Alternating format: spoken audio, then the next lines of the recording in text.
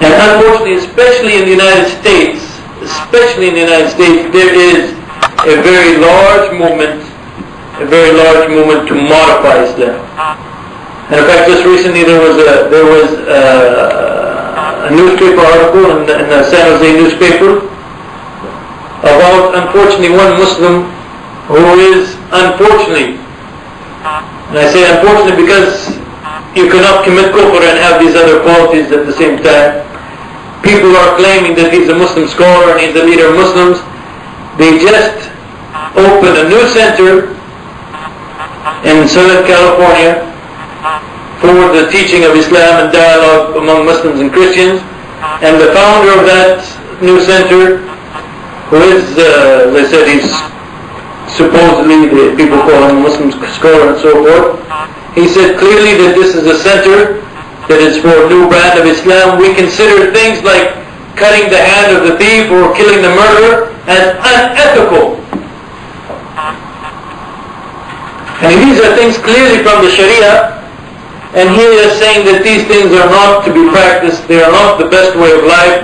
We now know a way of life which is better than that, which doesn't include these things, because these things now, we can see in our wisdom that these things are unethical. As I said, this is pure kufr. And whenever you hear speakers or when you see people taking hadith, for example, or taking laws from the Sharia and trying to twist them and trying to say, well, this is no longer practicable today, or this is the 90s, we have to wake up brother, and this kind of thing. And you should be aware of the fact that this kind of thinking can easily lead you into kufr and take you out of the realm of Islam. Even if you pray and fast and do all of those other things, and you make the shahada 100 times a day, if you believe in this and you act on this, you have committed kufr and you are outside of the realm of Islam. Well, those are three of the ways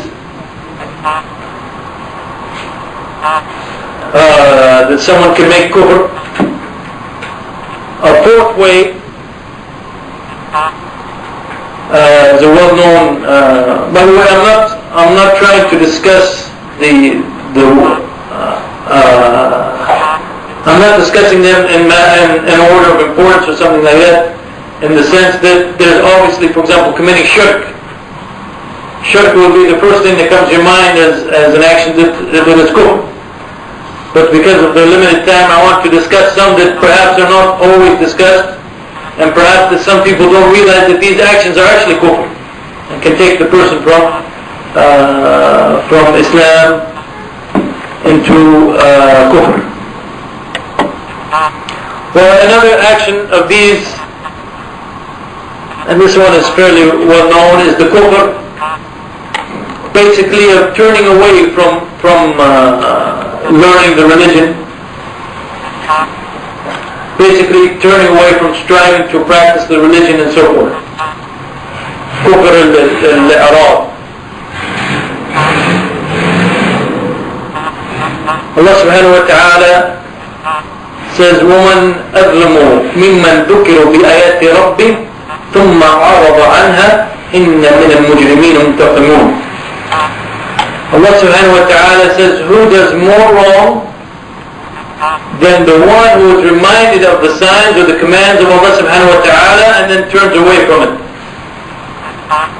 Verily, for the evildoers there will be a painful punishment. This kind of kufr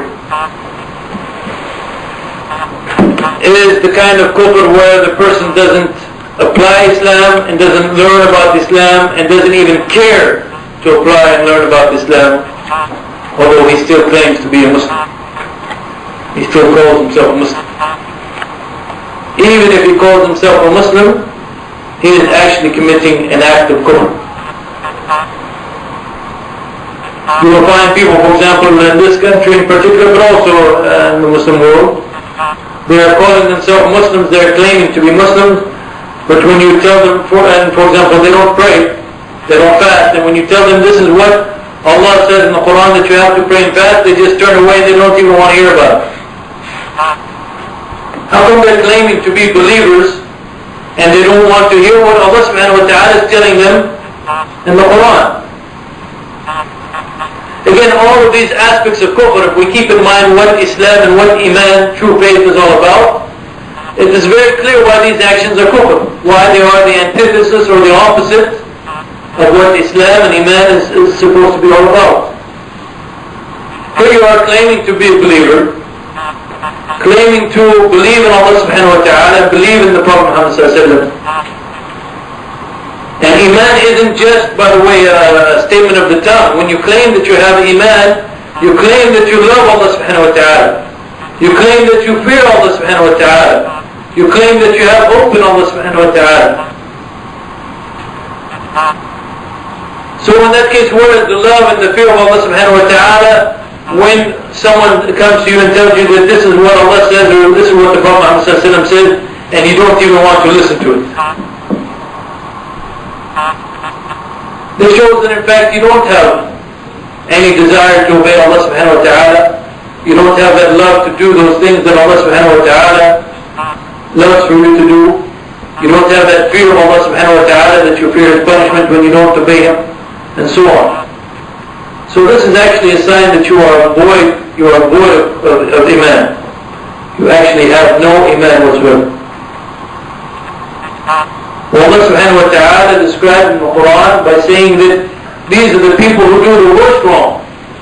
I mean, they are the most wrongdoing people. وَمَنْ أَظْلَمُ مِمَّنْ ذُكِرَ بِآيَاتِ رَبِّهِ. And in the hereafter, وَإِنَّ مِنَ الْمُجْرِمِينَ مُنْتَقِمُونَ. Allah subhanahu wa ta'ala calls these people evildoers, and they will face painful punishments in the hereafter. Another important way that people commit kufr is by making tawalla for the kuffar. And let me explain this in a little bit more detail.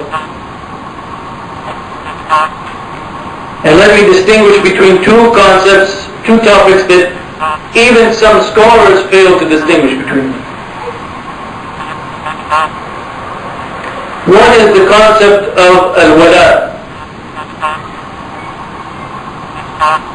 Al-wala is where you have love or support and so on for certain people. For example, the believers are supposed to have wala for the other believers. We're supposed to have love for the believers on the basis of their iman, simply because they are believers and Allah subhanahu wa ta'ala loves believe, and we should support each other and we should help each other and so forth. This is wala. If you have a kind of wala for the kuffar, for the disbelievers, you love them and so forth, this is one of the kabair, this is one of the great sins. But if you make tawalla for the kuffar, and the root of the word is the same, but the ruling is much different. Making wala for the kuffar is one of the great sins, one of the kabair. But making tawalla for the kuffar takes you completely out of Islam. As Allah subhanahu wa ta'ala says, وَمَنْ يَتَوَلَّهُمْ مِنْكُمْ فَإِنَّهُمْ مِنْهُمْ. So whoever makes tawalla for them, talking about the Jews and the Christians, the kuffar, then he is one of them. And in other words, he is no longer a believer, actually he is one of the kuffar. Well, the tawalla, basically it's a matter of degree.